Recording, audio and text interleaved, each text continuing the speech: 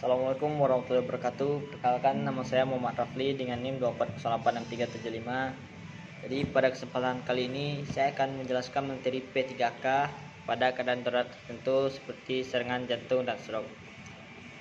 Dalam situasi darurat medis, setiap detik sangat berarti.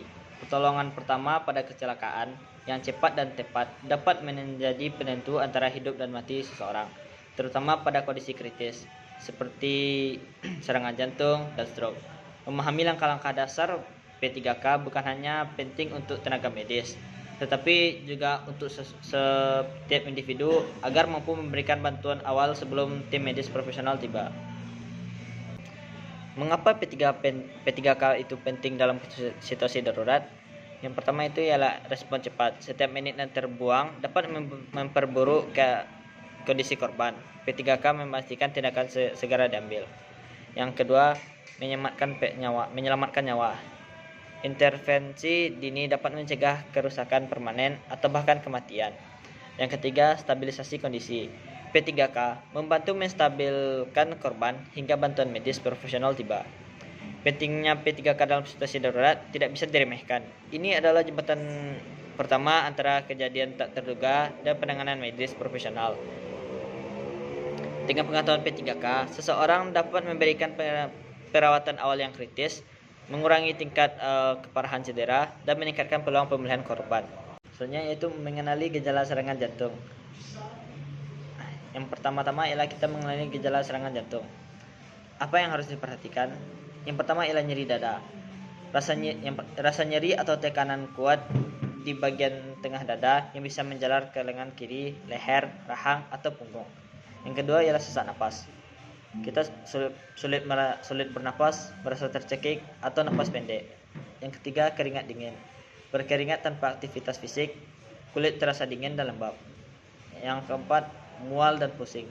Mual, muntah, atau pusing hingga pingsan.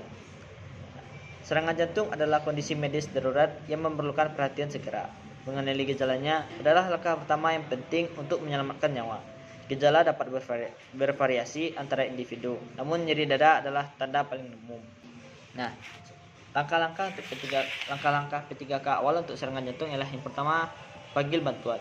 Segera hubungi nomor darurat medis, misalnya 112 atau 119.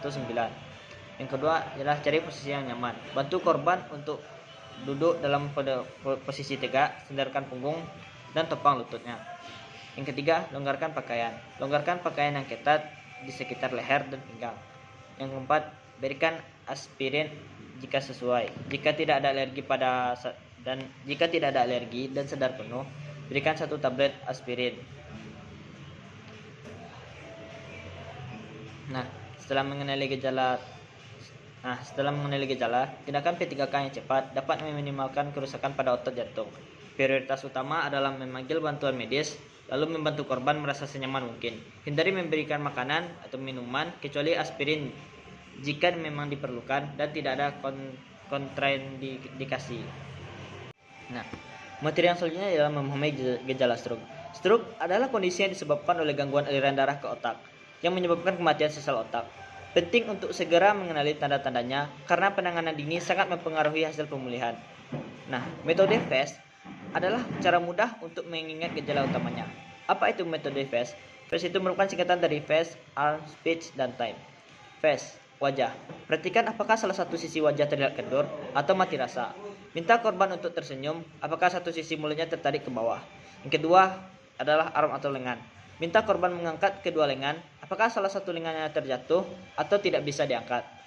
Yang ketiga adalah speech atau ucapan. Minta tolong korban mengulangi kalimat sederhana, apakah ucapannya cadel, aneh, atau tidak jelas. Yang keempat ialah time atau waktu. Jika Anda melihat salah satu gejala ini, segera catat waktu dan panggil bantuan medis darurat. Bagaimana tindakan P3K yang cepat untuk korban stroke? Yang pertama ialah kita panggil bantuan darurat. Hubungi layanan darurat medis secepatnya. Beritahu mereka gejala yang Anda amati dan waktu kemunculannya. Yang kedua, jaga keselamatan korban. Posisikan korban dengan nyaman, idealnya berbaring dengan kepala sedikit terangkat dan longgarkan pakaian ketat. Yang ketiga, jangan beri makanan atau minuman. Korban stroke mungkin mengalami kesulitan menelan yang bisa menyebabkan tersedak. Yang keempat, perhatikan tanda vital. Tetap bersama korban. Perhatikan kesadaran, pernapasan, dan detak jantungnya sampai bantuan tiba. Nah, sama seperti jantung, kecepatan adalah kunci dalam penanganan stroke. Setiap menit, sel otak yang rusak akan mempengaruhi fungsi tubuh. Menjaga korban tetap tenang dan aman adalah prioritas utama Anda saat menunggu bantuan medis tiba. Kapan sih kita harus mencari bantuan medis profesional? Memanggil bantuan medis profesional adalah langkah pertama yang terpenting dalam setiap keadaan darurat medis, terutama serangan jantung dan stroke. Nah, untuk nomor darurat 112, segera hubungi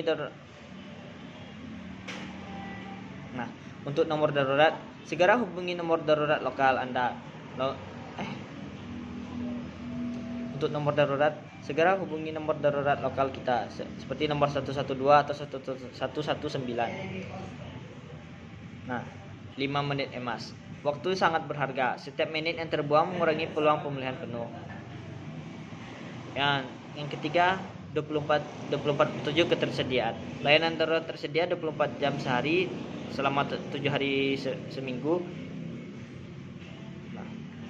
Jangan pernah ragu untuk memanggil bantuan medis jika Anda menduga seseorang mengalami serangan jantung atau stroke. Bahkan jika gejalanya ringan atau tidak jelas, lebih baik aman daripada menyesal. Tenaga medis memiliki peralatan dan keahlian untuk membuat diagnosis yang akurat dan memberikan perawatan yang tepat. Nah, kesimpulannya, pengetahuan P3K adalah keterampilan hidup yang tak ternilai, terutama dalam menghadapi keadaan darurat seperti serangan jantung dan stroke.